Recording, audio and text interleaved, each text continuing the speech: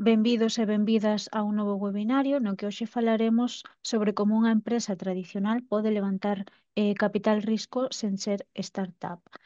En primeiro lugar, voulle dar paso a Ángeles de Castro, da Oficina Económica, que vai presentar brevemente os recursos que tedes dispoñibles ás empresas a través da Oficina Económica, e logo continuará Rafael Martínez Carrasco, da empresa Arxon Estrategia, experto colaborador da Oficina Económica, xa coa presentación da temática de hoxe. Entón, como vos dicía, comenzamos contigo, Ángeles, benvida. ¿Qué tal? Bienvenidos. Buenos días a todos. Muchísimas gracias por acompañarnos en este interesante webinar, cómo acceder las empresas tradicionales a capital riesgo sin ser startups. Como ya dijo Andrea, bueno, yo soy Ángeles de Castro, del IGAPE, formo parte de la Oficina Económica de Galicia como técnica de proyectos. Estoy en la oficina de La Coruña y antes de entrar en materia, solo quiero subrayar brevemente lo que supone la Oficina Económica, sus objetivos y los servicios que prestamos. Básicamente el objetivo de la Oficina Económica es ser un punto de acogida centralizado para todas las iniciativas empresariales en Galicia, bien sean emprendedores, empresas gallegas que quieran crecer, invertir, innovarse, acudir a nuevos mercados, también para aquellas empresas de fuera de Galicia que quieran establecerse en nuestro territorio y, por tanto, invertir en nuestra comunidad mediante la prestación de servicios de información, atención, asesoramiento, acompañamiento personal e individualizado. Somos un gran equipo de personas que informamos sobre los programas de ayudas, sobre las líneas de financiación a las que pueden optar las empresas, pero no solo las líneas y ayudas de IGAPE, sino en coordinación con todas las consellerías de la Xunta de Galicia y demás administraciones y organismos tanto autonómicos como estatales. Los servicios centrales de la Oficina Económica, no sé si ya lo sabéis, que están en Santiago de Compostela, pero también contamos con un amplio personal en las oficinas territoriales de IGAPE, como es mi caso en Coruña.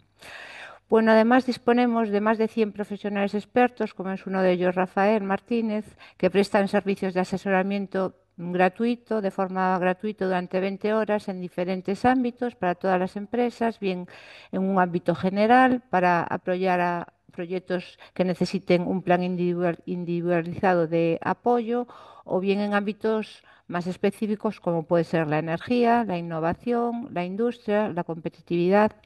Bueno, para solicitarlo es muy fácil. Tenéis que entrar en Oficina Económica de Galicia, xunta.gal.asesoramiento y ahí hay una pestaña que dice solicitar asesoramiento. Es muy fácil, vamos, no tiene ningún problema. O bien también podéis entrar en nuestra página web oficinaeconómica.xunta.gal o llamando también al teléfono 900 81 5151. Bueno, en conclusión, la finalidad de la Oficina Económica de Galicia es posicionar a Galicia como un destino atractivo y diferenciado para la inversión, para atraer inversión también, facilitar la implantación de nuevas inversiones en Galicia, seleccionar y captar nuevas inversiones para que complementen las cadenas de valor y favorecer el mantenimiento y la ampliación de nuevas inversiones ya existentes. Bueno, siempre estaréis a nuestro lado, estamos siempre a vuestro lado, mejor dicho, sin trámites, sin esperas. Os animo a que visitéis nuestra página, nos llaméis cuando queráis.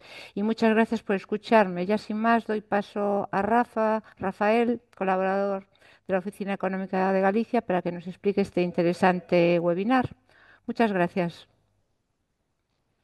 Buenos días, muchas gracias Ángeles. Buenos días a todos y a todas. Bienvenidos a esta nueva webinar en la que vamos a analizar qué es lo que puede hacer una empresa, una pyme, micropyme, con mayor o menor antigüedad en el mercado para captar un tipo de fondos distintos, que no es la puerta del banco o, bueno, incluso prestamistas entre mercantiles y demás, ¿no? Entonces, hoy vamos a hablar de ese concepto de capital riesgo, pero pensando capital riesgo en una empresa que no es una startup, es decir, una empresa que no está en ese proceso de semilla, de arranque, de proyección inicial, y que tampoco tiene que ser necesariamente una empresa de base tecnológica. En este sentido, lo que quiero compartir con vosotros hoy es algunos puntos, primero de autoanálisis, que sí es importante tener en cuenta cuando voy a llamar a la puerta de una entidad de capital riesgo, porque muchas veces nosotros somos los que ponemos el palo en la rueda y no llegamos a conseguir nada. Primero, porque ponemos un techo a la hora de considerar el perfil de nuestra empresa. Y segundo, porque muchas veces no somos o no tenemos la posibilidad de hacerlo porque no hemos hecho deberes previos y perdemos una oportunidad de oro de conseguir una financiación. Y más que una financiación, es un acompañamiento con un asesoramiento profesional que me va a ayudar a que mi empresa tenga más valor cuando se vaya de mi capital que cuando entraron. Así pues, en ese sentido, sin indicar, no sé si se está moviendo, que no lo veo. Mm, No, a ver si non se se- está movendo, estamos vendo a portada. a ver. Mm, mm, mm, mm. Se non proba a deixar de compartir, e volves a compartir outra vez. Sí, porque no sé por qué no lo ha cogido. Un momentito.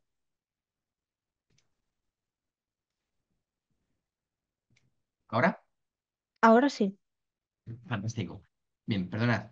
Bien, ¿de qué vamos a hablar entonces hoy? Vamos a hacer una pequeña introducción sobre qué me encuentro al día de hoy, por qué es una oportunidad para mi pyme, mi copyme, el plantearme qué tal riesgo, qué es lo que busco al día de hoy y también vamos a ver cómo deberíamos prepararme, cómo debería preparar mi negocio, mis cuentas, mi organización, mi propuesta de valor antes de tocar a la puerta, llamar a la puerta de una entidad de capital de riesgo y qué pasos debería llevar a cabo a modo de guía para saber que he hecho los deberes previos antes de sentarme a plantear una captación de fondos.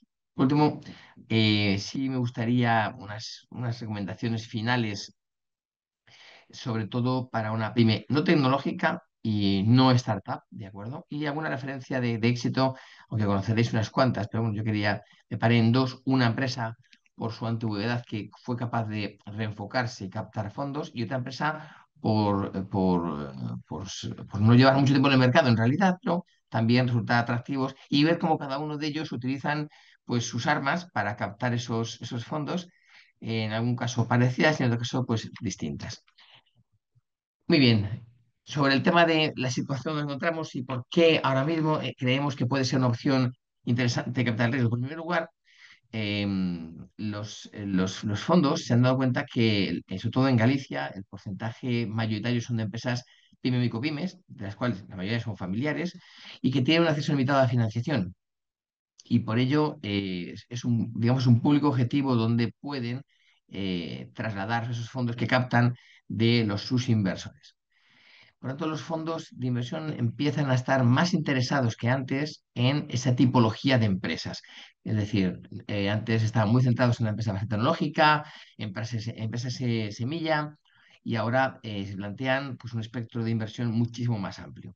Como datos diré que en el 24 hubo un crecimiento, pero muy selectivo, es decir, se crece más, pero con menos operaciones, por tanto, se crece analizando más los proyectos, se creció un 4% respecto a 23, pero se cayeron en el número de operaciones. ¿Por qué? Porque prefieren poner más dinero en operaciones más seguras que distribuirlo, ese concepto de diversificación, que en realidad da bastante dolor de cabeza a las entidades de capital riesgo. En Sesaliza, por ejemplo, comentaros que, como para los que no conocéis, es una entidad, es un instrumento público, gestiona fondos propios, también fondos FEDER, y etcétera, etcétera, y tiene más de 120 empresas en cartera y actualmente impulsa expansión, impulsa internacionalización, no solo base tecnológica. ¿Qué operaciones habituales suelen plantear las entidades de capital riesgo?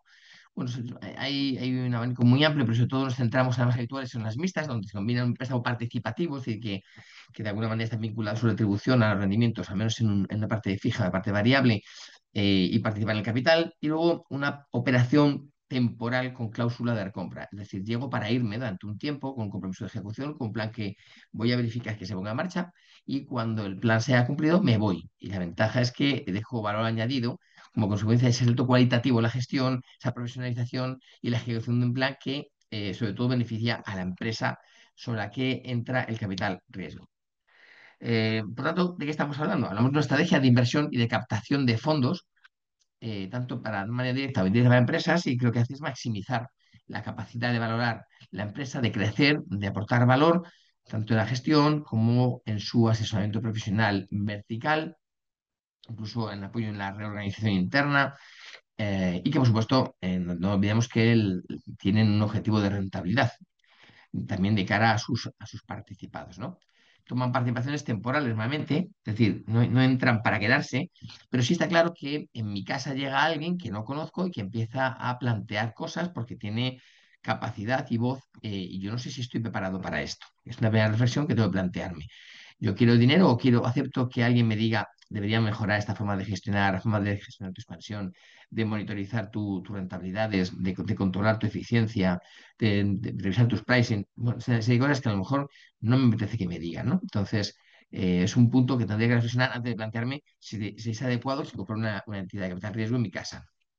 Y luego, por otra parte, eh, mm, las entidades de capital riesgo lo que buscan esos proyectos con potencialidad, con crecimiento, con rentabilidad, aunque no sea muy elevada ahora, pero con una alta escalabilidad, al margen de que sea una startup. Es decir, yo puedo crecer con una unidad de negocio adicional, con unos nuevos canales y necesito esa inyección financiera para apuntalar mi proceso de internacionalización, mi fuerza de ventas directa, etcétera, etcétera, ¿no? Y por tanto puede ser uno de los elegidos a la hora de captar esos fondos. Hay que tener en cuenta que hay diferentes tipologías, por tanto, la primera reflexión que tengo que hacer es cuál es el tipo de entidad de capital riesgo que encaja con lo que yo estoy buscando. Yo soy una pequeñita empresa que acabo de empezar, yo soy una empresa que lo que quiero es consolidarme, yo soy una empresa familiar que lo que quiero es gestionar un relevo, porque mis hijos necesitan un plan de formación específico, una reestructuración organizativa, un espacio de control más amplio. Vale, pues entonces estaré buscando aquel tipo de vehículo de apoyo que encaje con mi naturaleza. Y ahí hablaremos del venture capital, del growth equity, del buyout del relevo, del capital riesgo público, en fin. Primer punto es, tengo que encontrar la sincronía entre lo que yo necesito y lo que ofrece esta entidad de capital riesgo en concreto. Por tanto, si me rechazan, puede ser que me haya equivocado de entidad, no porque tenga una mala propuesta de valor y que no pueda ser atractivo. Os decía que estas entidades de capital riesgo, además de tomar participaciones temporales, por tanto, liquidez en el negocio para un plan específico, bueno, en serie de requisitos, en cuanto al profesor de servicio, en cuanto a que no coticen en bolsa, que no se dediquen a entidades financieras, inmobiliarias especulativas, pero bueno, eso es casi obvio porque lo que estamos hablando de crear una estructura, un desarrollo de manera consolidado y suelen acompañarse de un servicio de asesoramiento que va desde el Consejo de Administración en el que puedan participar a incluso comités de trabajo específicos, siempre de la mano de la empresa, ¿no? En ese sentido, hay que tener en cuenta que el tipo de entidad de capital riesgo va a ayudarme a aportar más o menos valor, porque va a entender o va a estar en sintonía con lo que yo quiero hacer. Tenemos en cuenta que no busca solo innovación tecnológica disruptiva, busca rentabilidad. ¿Y tu negocio es rentable? ¿Es escalable? ¿Puede crecer? ¿Has hecho unas fases atractivas que tengan sentido y estén sostenidas con un planteamiento serio? Bueno, pues puede ser atractivo para ellos, ¿no? Eh, Sectores donde están emitiendo el zoom es, por ejemplo, en industria auxiliar, en la metalmecánica, energías renovables, en agroalimentario. Es decir, sabiendo abanico bastante a sectores donde antes pues era algo estigial, ¿no? Muy bien, ya tengo claro que quiero captar esos fondos y estoy dispuesto a que, bueno, de alguna manera, pues me aporten criterio que me hagan cambiar cómo trabajar, ¿no? ¿Cómo me preparo para dar ese paso de sentarme con una entidad de capital riesgo y tener una probabilidad importante de éxito? Bueno, en primer lugar, lo que tengo que hacer es una reflexión frente al espejo. ¿Cuál es mi situación? Yo tengo una propuesta de valor consolidada, es decir, tengo una cuenta de resultados más o menos estable, yo tengo una presencia en el mercado más o menos estable, aunque el crecimiento sea lento, porque a lo mejor no tengo los medios, sí tengo una adecuación de inversión a mi generación de negocio. Tengo claro cuál es mi diferenciación, porque dentro de 5 años voy a seguir funcionando aquí. Mi lógica estratégica está clara, lo puede entender cualquiera, y estoy posicionado de manera que con tiempo y con dinero puedo crecer, pero no es cuestión de tiempo que me barran a mí. Tengo un buen branding, tengo un portfolio claro, atractivo de productos, de servicios, es diferencial, eh, es identificable Tengo una capacidad de producción propia. Aquí es muy importante una reflexión de cómo cuido el core de mi negocio. Produzco yo, externalizo todo.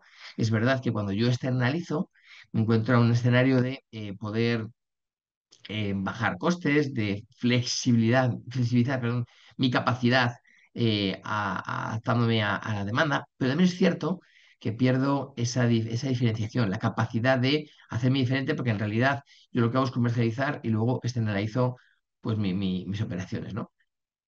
¿Cuál es el grado de externalización de mis operaciones que me puedo permitir de manera que mi empresa no esté hueca? Bueno, esta reflexión la tengo que hacer antes de que me lo pregunten a mí.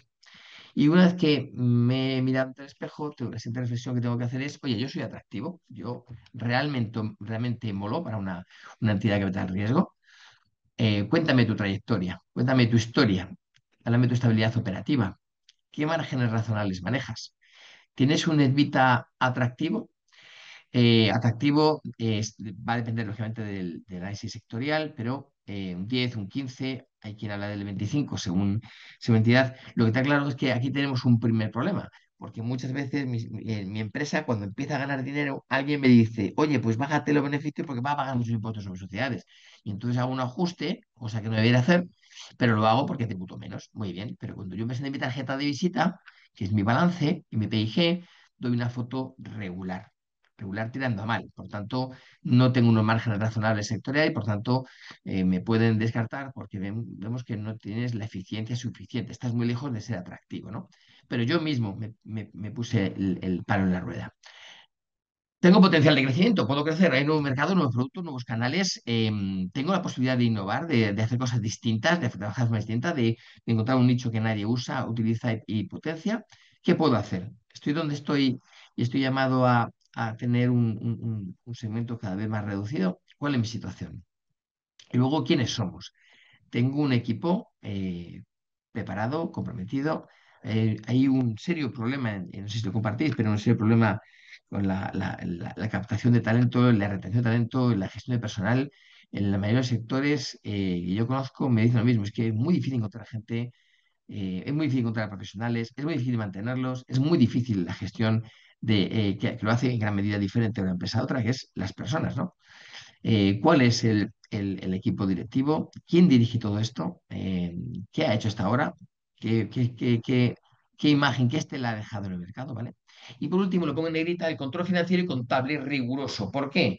Pues porque muchas empresas, por desgracia, tienen una contabilidad que deja mucho que desear, bien porque han crecido y no han podido soportarlo bien por falta de medios, bien porque no han tenido un buen asesoramiento, no han querido tributar, como decía antes, pero cuando yo entro en una relación con una empresa de capital riesgo y me dice, venga, de acuerdo, vamos a hacer un data room, vamos a analizar la información que tienes, vamos a evaluar, vamos a hacer una due diligence, porque al final esto es un tema de ceros. Y empieza a ver que esto no cuadra, que las distancias no son las que son, que hay unos pufos de unos clientes que no me pagan. Es decir, todo esto resquebraja mi propuesta, porque yo puedo explicar, tengo pérdidas, pero lo que puedo explicar es que tengo pérdidas y no me he enterado. Entonces, o tengo un saldo de tesorería que no es el correcto, o los bancos no están conciliados, o mil cosas que pueden suceder que seguramente os habéis encontrado con una situación parecida y que genera muchas dudas y genera una falta de credibilidad en mi propuesta. Y por tanto, si no confían en mí, y es un negocio de confianza, es muy difícil que apuesten por mi proyecto. Por otra parte, cuando hablamos de esos pasos a seguir, bueno, vamos a ponernos en marcha. Tenemos claro que queremos hacerlo. ¿Qué vamos a hacer? Bueno, en primer lugar, un diagnóstico interno, ¿de acuerdo? Que ya he ido anticipando. ¿Cuál es la situación real de mi empresa? Un DAFO de mi mercantil. ¿Cuál es mi estructura de costes? Si tengo la dimensión adecuada, me falta dimensión. Si no gano dinero, tengo problemas de liquidez porque mis indirectos no los no puedo repercutirlos o no como yo quisiera, o tengo una subactividad muy potente, tengo unas instalaciones que no estoy aprovechando, tengo un problema de merma. Es decir, ¿cuál es mi situación? No ocultarla, sino contarla como una línea de mejora o capacidad de mejora que pueda hacer que mi negocio mejore otras utilidades, ¿no? Importante, ¿cuál es mi posición en el mercado? ¿En qué ámbito de mercado? Si soy competitivo, si tengo liquidez porque mis clientes me pagan bien, si mi periodo medio de cobro y de pago están equilibrados, si soy escalable, si puedo crecer. Ese tipo de autoevaluación es importante. Por ejemplo, una empresa, tiene la cabeza una empresa cárnica del sector cárnico en Lugo, que tenía potencial de crecimiento, una alta demanda de producto y una buena rentabilidad, pero una fuerte dependencia de tres clientes concretos, ¿no? ¿Esto qué supone? Supone que generar una dependencia externa muy potente y, por tanto, puede echar por tierra un proyecto. ¿Qué tengo que hacer en el plan? Antes de sentarme con el inversor, revisionar mi cartera de clientes, distribuir riesgos, reducir dependencias y después de si hago un plan y me veo con una sociedad o una entidad de capital riesgo, porque puede penalizar esa dependencia mi proyecto futuro.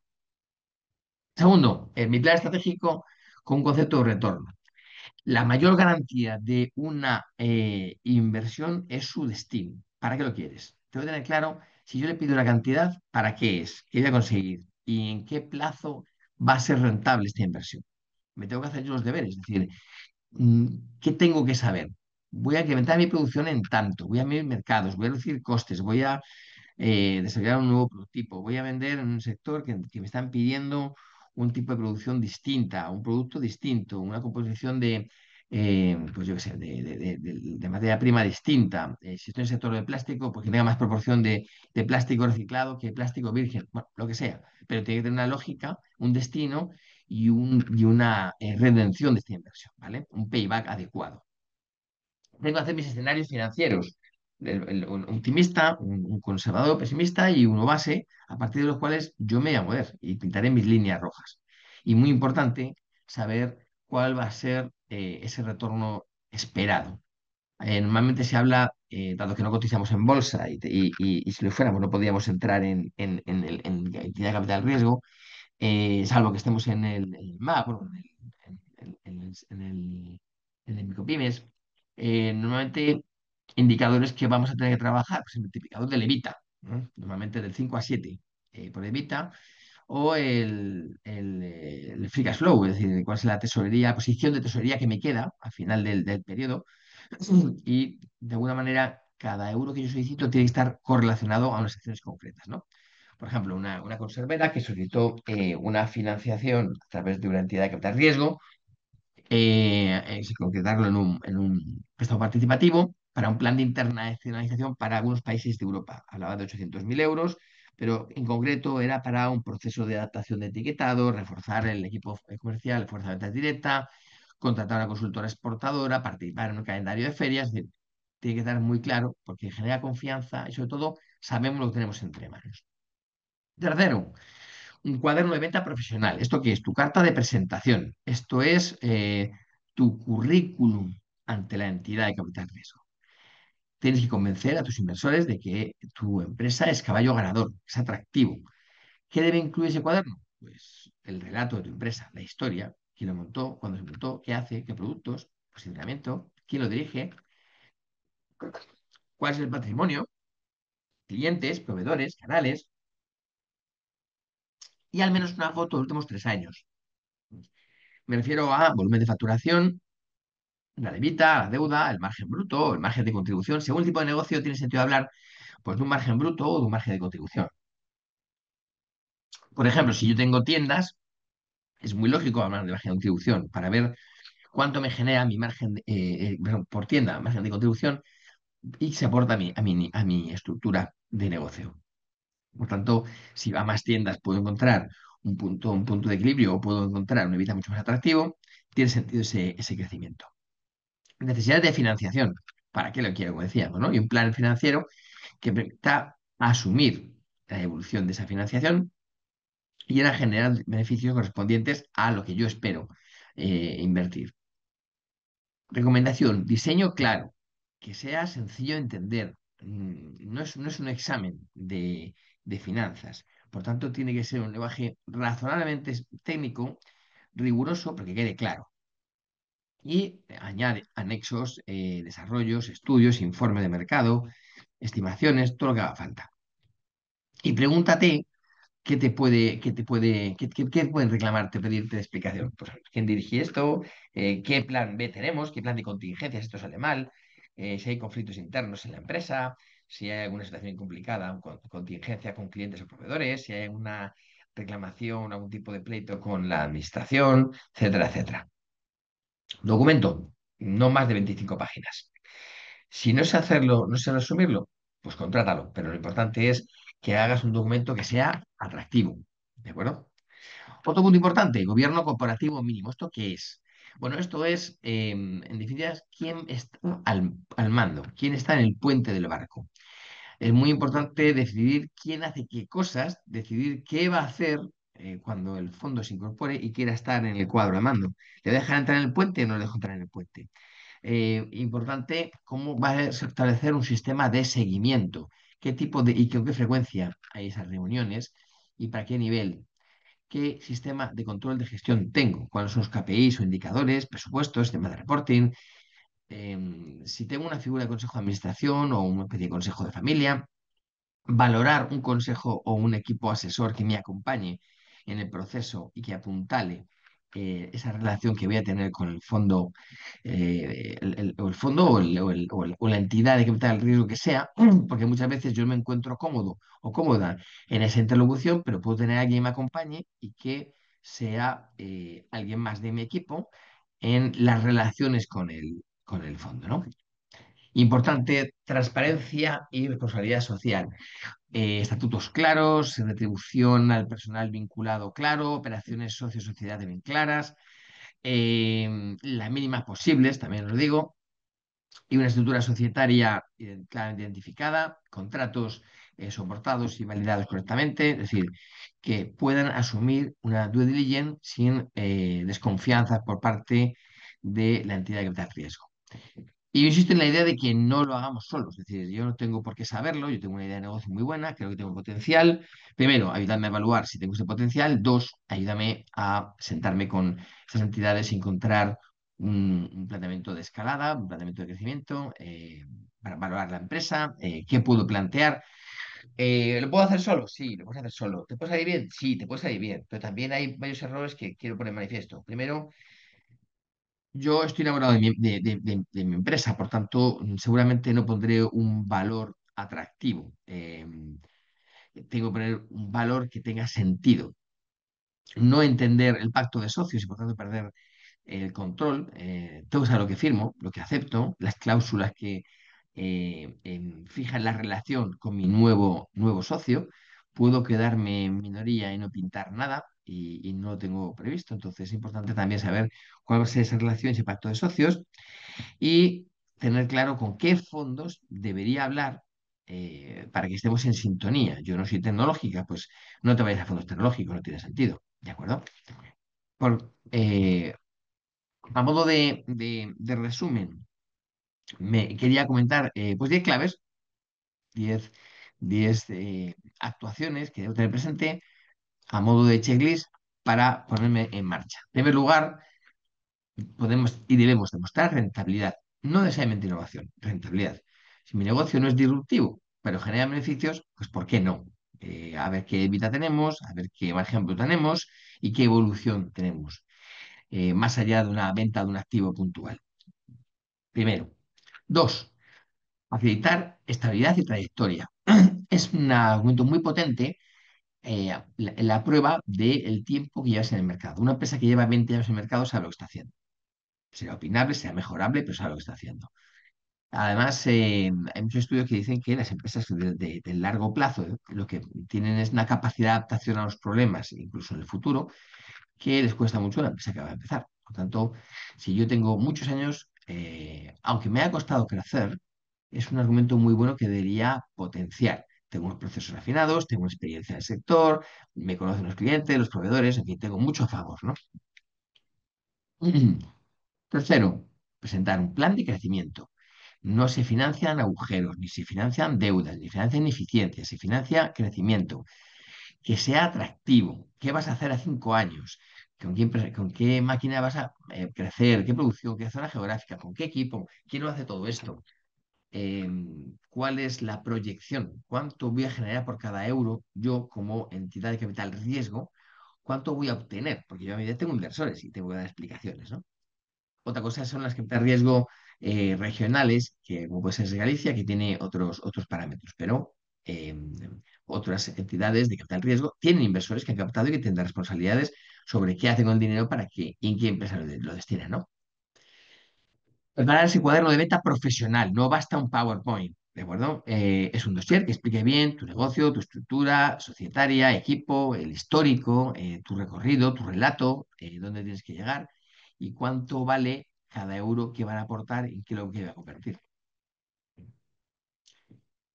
5, abrir la puerta a la profesionalización. Tengo que estar dispuesto a dar cambiar. No se trata de que lo sea, pero sí que tenga una hoja de ruta en la que plantea hacerlo. Y realmente lo admita, porque hay empresas que te dicen que sí, pero luego no quieren hacer nada. Entonces, al final generan las tensiones, los problemas, la salida precipitada de las entidades de tal riesgo, los problemas a la hora de tomar decisiones porque empiezan a haber bloqueos societarios, en fin, llegan las movidas, ¿no? Entonces, ¿de qué se trata? Se trata de que yo tenga claro que estoy dispuesto a profesionalizar aquello que no esté profesionalizado y que no esté optimizado.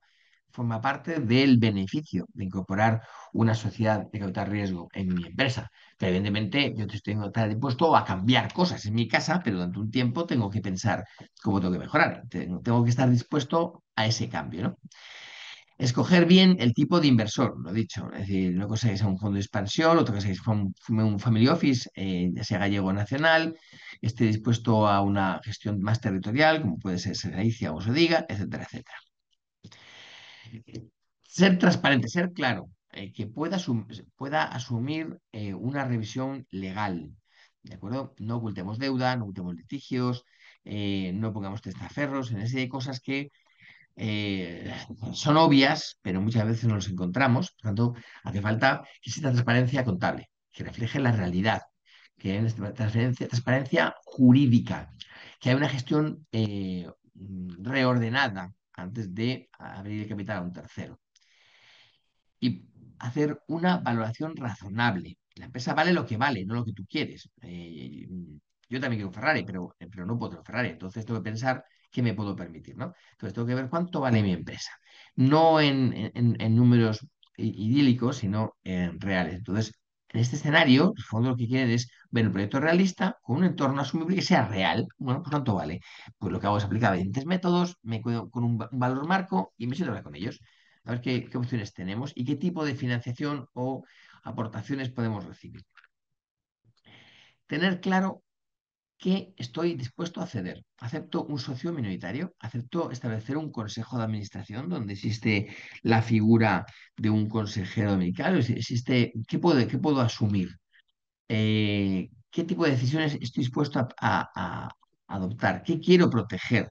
¿Qué patentes, qué licencias no quiero que se trasladen?